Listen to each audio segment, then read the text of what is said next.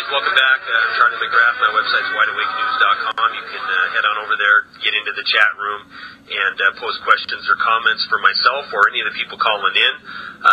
We have Joe from Philly, who used to work for Freddie Mac, on the line right now. We also have Pete, also known as PD Lumina from YouTube. He's on the line as well. How you doing, Pete? Not too bad, Charlie. How are you?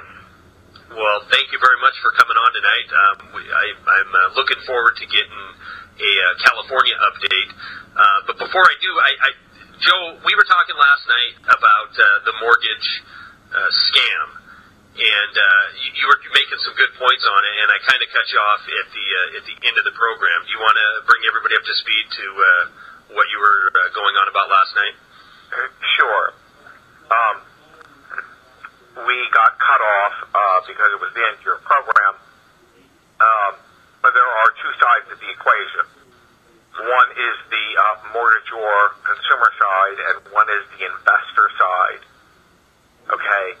The investor side is just as vitriol as the consumer side, in that the derivatives were sold to people who paid for them. And now it's coming out in mainstream media that many of those mortgages in the trust, in the underlying trust, and then there's derivatives which are multiples of that trust, where those instruments are sold to multiple investors or maybe the same investor. Many of those mortgages were sold multiple times in different derivatives. You understand what I'm saying? No, I definitely do. They're double, triple dipping. Right. So, in our first conversation we had a couple weeks ago, I said, where did the money go?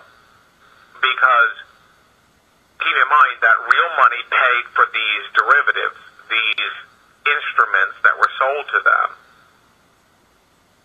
and the underlying security for those derivatives were sold multiple times in the form of derivatives to the, for lack of a better word, the fools that were willing to buy them. Well, I agree with it that now they look like fools, but at the time we had rating agencies that all the faith in the world's put on, and they were stamping these things, AAA. So I can see... I can see pensions. That was part of the game. Right. Those rating agencies were part of... That's why, actually, I'm one of the first people who coined this phrase.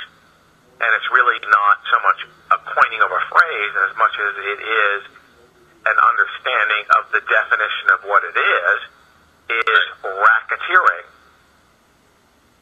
Well, not only on racketeering by the rating agencies, who we know are getting paid by the too big to fails to rate these things AAA, but also racketeering because these same firms are then going out and buy these insurance policies against these mortgage-backed securities, knowing that they're going to fail, so they're making money, huge bonuses on the way up, and when they fail completely and miserably, they're making money on the way down. That's and correct.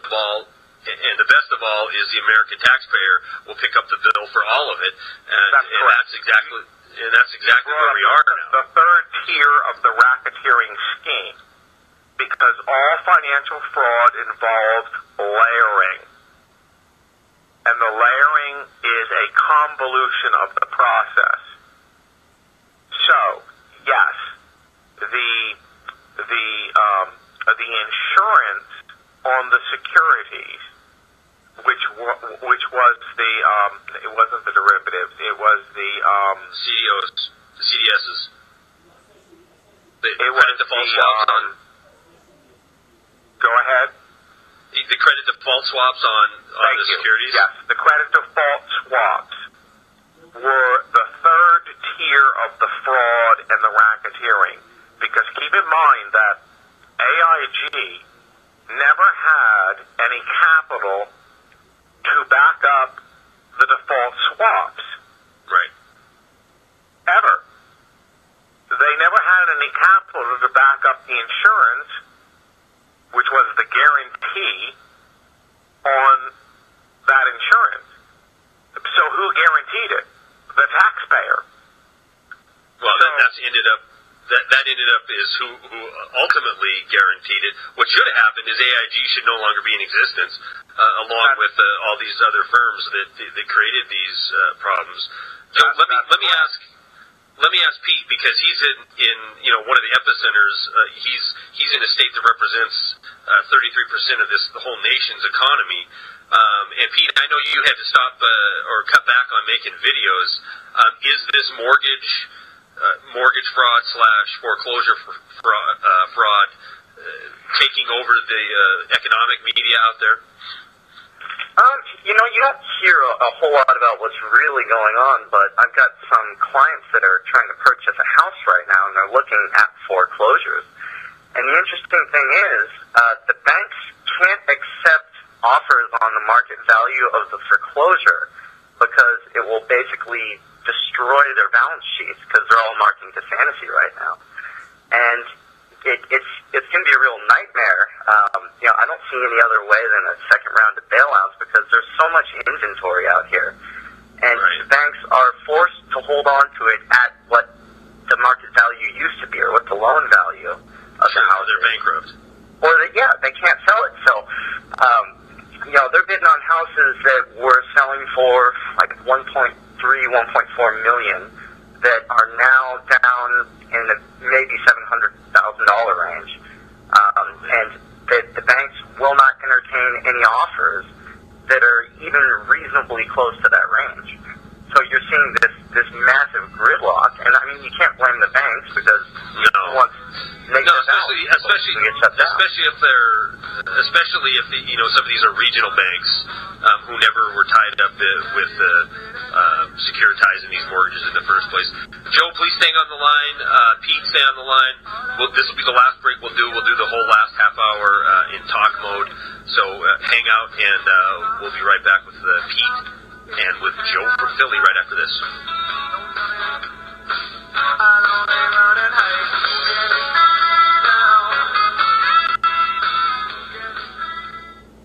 If you're considering adding gold or silver to your portfolio, look no further than Austin Rare Coin and Bullion.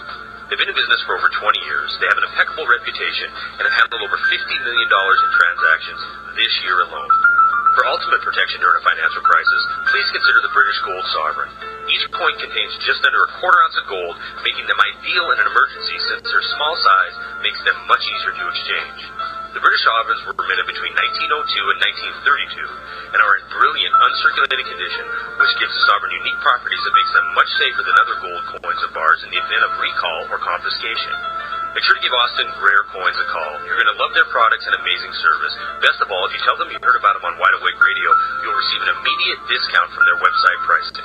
So visit www.austincoins.com today or pick up the phone and give them a call at 800-928-6468. Again, tell them you heard about them on Wide Awake Radio and receive an immediate discount.